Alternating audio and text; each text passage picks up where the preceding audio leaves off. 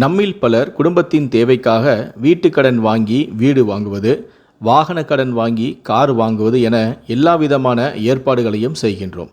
ஆனால் கடன் வாங்கியவர் இறந்துவிட்டால் என்ன செய்வது? கடன் வாங்கியவர் இறந்த பிறகு அந்த கடனை திருப்பி செலுத்துவதற்கு யார் பொறுப்பு என்பதை பற்றி இந்த வீடியோவில் தெளிவாக பார்க்கலாம்.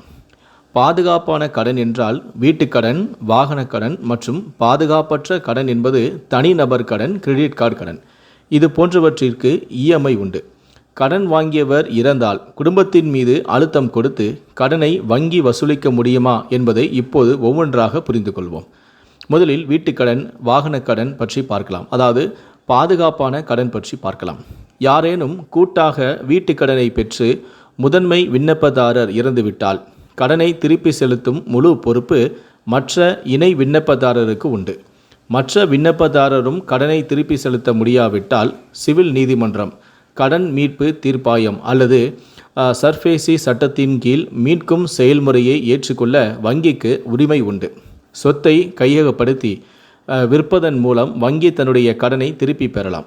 இருப்பினும் வங்கிகள் கடனை திருப்பி செலுத்த பணத்தை ஏற்பாடு செய்ய குடும்ப உறுப்பினர்களுக்கு கால அவகாசம் வழங்க வேண்டும். இறந்த நபர் ஏதேனும் பாலிசி எடுத்திருந்தால் அந்த கடனை திருப்பி செலுத்துவதற்காக பாலிசி மூலம் பணத்தை ஏற்பாடு செய்ய குடும்ப உறுப்பினர்களுக்கு வங்கிகள் அவகாசமும் அளிக்கின்றன. இரண்டாவது, பாதுகாப்பற்ற கடன், அதாவது தனிநபர் கடன் அல்லது கிரெடிட் கார்டு கடன். தனிநபர் கடன்கள், கிரெடிட் கார்டு பில்லுகள் இவை அனைத்துமே பாதுகாப்பற்ற கடன்களின் வகையின் கீழ் வருகின்றன.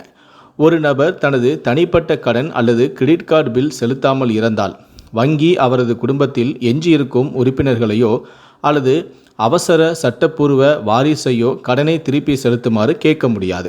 இது பாதுகாப்பற்ற கடன் என்பதால் அடமானம் என்றும் எதுவும் இதில் இல்லை. எனவே சொத்தை இணைக்க முடியாது. அத்தகைய சூழலில் வங்கிகள் அதை தள்ளுபடிதான் செய்கின்றன. அதாவது என்பிஏ கணக்கில் இதனை போடுகின்றன.